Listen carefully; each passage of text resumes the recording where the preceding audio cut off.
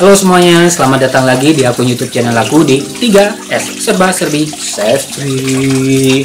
Nah, melanjutkan video sebelumnya tentang merantau ke Bali, aku mau sedikit cerita tentang pengalaman merantauku di Bali awal-awal. Jadi ini hal-hal yang tidak enak jadi anak rantau baru-baru.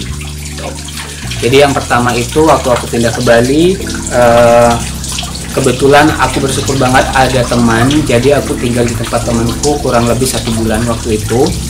Yang pertama itu susahnya itu adalah cari kerja, karena kan cari kerja itu butuh proses yang nggak bisa langsung pindah langsung dapat kerja gitu. Apalagi dalam kasusku aku pengen kerja waktu itu, memang pengen kerja di bank. Jadi itu aku harus nganggur, harus cari kerja, terus kemana-mana nyetir, kirim surat lamaran kayak gitu-gitu. Itu syukurnya aku itu nganggur cuman seminggu. Jadi dari awal aku sampai Bali sampai dapat kerja itu cuma 1 minggu doang. Jadi itu enak nggak enaknya. Jadi nggak enaknya itu ya rada gampang-gampang susah cari kerja kayak gitu. Nah, terus nggak enaknya yang kedua, waktu itu aku kan tinggalnya nebeng di rumah temen nih. Jadi rumah temen itu jaraknya dari tempat aku kerja ke bank itu kurang lebih 1 jam perjalanan. Jadi tiap hari itu pagi sama pulang ke rumah itu aku butuh waktu 2 jam tiap hari. Dan itu pun kalau misalnya pagi harus berangkatnya pagi banget menghindari macet. Itu pengalaman yang indah, nggak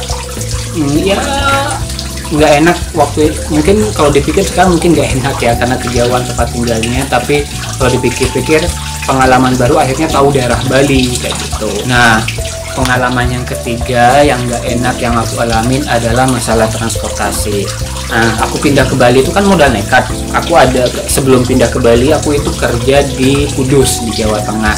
Adalah beberapa adalah tabungan gitu kan ya. Pas pindah ke Bali aku nggak punya transportasi, nggak punya motor sendiri. Jadinya kan di situ kan nggak ada transportasi umum kan. Akhirnya mau nggak mau aku pakai uang tabunganku itu buat bayar DP motor pertamaku yang sampai sekarang masih aku simpan kan, dan nggak bakal pernah aku jual. Jadi motornya itu aku DP waktu itu kalau nggak salah 4 juta waktu itu.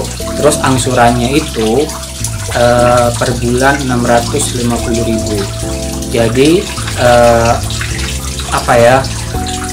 dengan angsuran yang segitu dan gaji di awal itu yang cuma 1.200.000 itu kan ya nggak cukup, harus tingkat nolah. Bahkan aku tabunganku setelah masuk bulan keempat itu habis.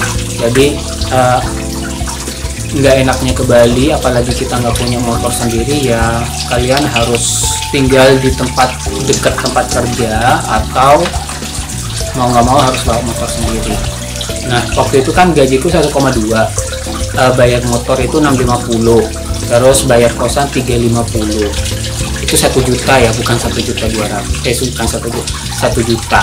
Dan itu gaji 1,2, berarti kan 200.000 kan cuma buat bensin sama buat makan, itu nggak cukup. Untungnya aku ada tabungan, jadi aku pakai uang tabunganku itu. Terus pengalaman selanjutnya nggak enaknya jadi anak rantau awal-awal itu adalah, kan kalian barusan aku bilang gajiku sisa 200.000 buat bensin sama makan. Jadi ini cerita yang nggak pernah aku ceritakan sama ibuku atau keluargaku, mungkin teman-temanku juga nggak bakal ada yang tahu. Waktu itu aku tuh makan cuma 1 hari sekali, karena memang nggak punya uang gitu kan, mau nggak mau ya harus tahan perut gitu kan. Jadi makan 1 hari sekali. Terus di situ tuh ada yang namanya warung Banyuwangi. Di situ tuh harganya masih murah. Jadi beli 5.000. Aku selalu minta nasinya itu yang banyak banget. Terus lauknya dikit sama kuah, itu doang. Jadi itu yang ya Allah segitunya loh, pengen merantau dan pengen merubah nasib gitu kan. Jadi mungkin dengan video ini akhirnya ibuku mungkin bakal lihat sekarang kalau ternyata hidupku di awal-awal di Bali itu nggak enak. Karena aku selalu cerita sama ibuku itu kalau hidupku itu tuh mewah, wah pokoknya enak banget deh. Padahal ya masa-masa perjuangan tuh nggak yang seperti itu gitu. Terus pengalaman selanjutnya yang nggak enak, nah kosanku itu kan cuma 350 kan, waktu itu tuh kosannya kosong. Jadi nggak ada kasur, nggak ada apa-apa, memang benar-benar nggak ada apa-apa, cuman kamar rontok, kamar doang, nggak ada apa-apanya. Jadi aku kalau nggak salah kurang lebih 1 bulanan itu tidur di atas tidur beralaskan kardus. Kebayang nggak? Mungkin orang-orang nggak pernah ngebayangin aku tidur kayak gitu kan. Tapi itu yang terjadi sama aku di awal-awal aku pindah ke Bali, dan aku bersyukur banget bisa ngelewatin masa-masa sulit itu. Kalau nggak ada masa-masa sulit itu mungkin aku nggak bisa yang seperti sekarang. Nggak enaknya lagi, dengan hal-hal yang kurang enak seperti itu, aku nggak bisa cerita sama orang tua aku, nggak bisa cerita terutama sama ibuku, karena ibuku pas waktu aku ngerantau, ibu tahu aku nggak punya siapa-siapa di luar, dan kalau misalnya aku cerita hal-hal sedih kayak gitu kan cuma nambahin beban orang tua ya. Jadi itu yang namanya nyesek banget, nggak bisa cerita sama siapa-siapa, apalagi kan awal-awal itu kan teman dekat juga masih belum ada, jadi belum bisa curhat, belum yang bisa ngurangi beban waktu itu. Nah, kenapa kalian kalau misalnya pindah atau ngerantau kemanapun, nomor 1 itu cobalah cari teman yang sebanyak-banyaknya, karena teman itu bisa membantu, paling enggak dengerin cerita dan keluh kesah kalian. Nah, terus ini cerita yang lumayan seru. Waktu aku di Bali itu, awal-awal aku pindah ke Bali itu awal bulan Maret 2011 kalau nggak salah. Jadi kan aku pakai uang tabunganku untuk bayar DP motor, sedangkan gaji 1,2 juta per bulan, angsuran motor 650.000, kosan 350.000. Nah, pas masuk bulan keempat, tabunganku tuh habis. Kebetulan waktu itu aku ingat banget uangku tuh sisa 200.000 untuk hidup selama 1 bulan ke depan. Jadi itu yang aku sebatang kara, nggak punya siapa-siapa, nggak bisa cerita orang tua gimana caranya bisa hidup dengan 200.000 gitu. Nah, di sini kalian harus bisa melihat kesempatan-kesempatan yang terbuka untuk kalian untuk bisa mendapatkan income kan. Nah, waktu itu aku kan kerjanya di bank. Aku tuh daftar lagi di bank lain, dapat ditawari gaji 2 juta per bulan. Tapi aku udah dapat, tinggal pindah kerja aja. Tapi di tempat kerja yang yang masih lama ini, di tempat kerja yang kerja saat itu ada kesempatan untuk training ke Jakarta. Nah, training ke Jakarta itu tiket pesawat dibayarin, terus di Jakartanya kita tinggalnya di apartemen, terus uang sakunya kita dapat waktu itu kalau nggak salah ya 2.500.000 kalau per bulan. Makan sarapan kita dapat kue, makan siang ditanggung, terus sore itu ada snack, jadi cuman butuh makan malam. Nah, aku bilang ke bosku itu, namanya Bu Mar, makasih banget udah ngasih kesempatan aku ke training ke Jakarta, aku nggak bisa lupa, makasih banyak Bu Mar.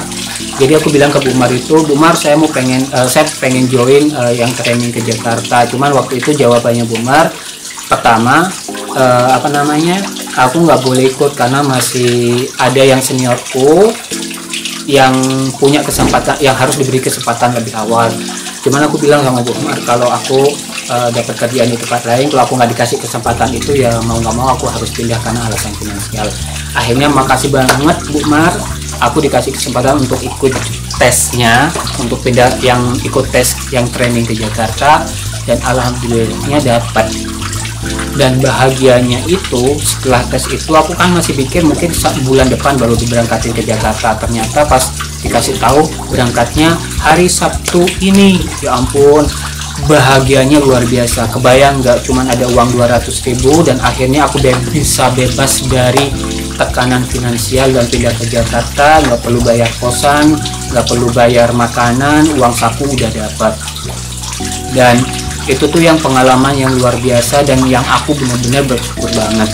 Nah, satu hal lagi, ini ceritanya kan gak enak ya, sekarang udah mulai enak hidupku ini. Jadi pas pindah ke Jakarta itu akhirnya aku lebih dekat dan lebih kenal yang namanya sama sahabatku Mbak Rani. Sampai ketemu lagi di Bali, kangen banget. Jadi aku ketemu sama Mbak Rani.